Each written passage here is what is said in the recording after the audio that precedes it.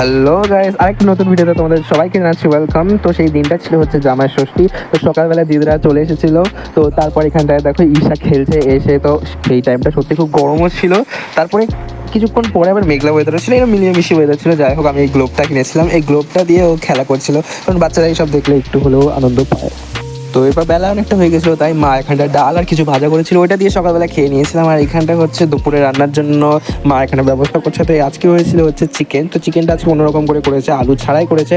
আর তারপর এখানটা দেখো চিংড়ি মাছ এনে রেখেছে বাবা, আর এখানটা এনেছে হচ্ছে কাতলা মাছ বা রুই মাছ, আমার মনে পড়ছে না, কারণ ভিডিওটা তোমরা তো বুঝতেই পারছো কবেকার ভিডিও আমি আজকে ছাড়ছি, কারণ এতদিন আমার কলেজ স্টার্ট হলো, এইসব করতে করতে অনেক দিন হয়ে গেছে, আমি আর ভিডিও সেরকম মন দিতে পারিনি। যাই হোক, এখানটা আলু ছাড়াই চিকেনটা করছিল, ভালো করে প্রথমে সব মশলা দিয়ে এটাকে ম্যারিনেট করে রেখেছিল। তারপর হচ্ছে এটা এমনি কষিয়া রান্না করেছিল।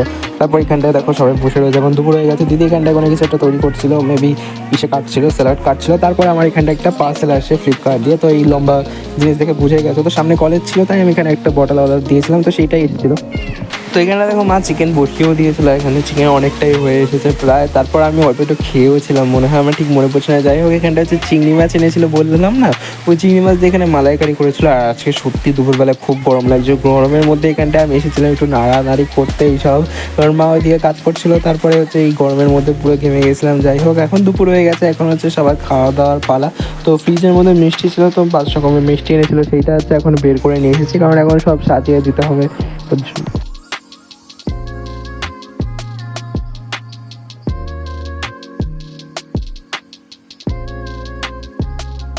তো চলো এবার তোমাদের সবাইকে দেখায় যে আমাদের বাড়িতে আজকে কী কী আসলে রান্না হয়েছে।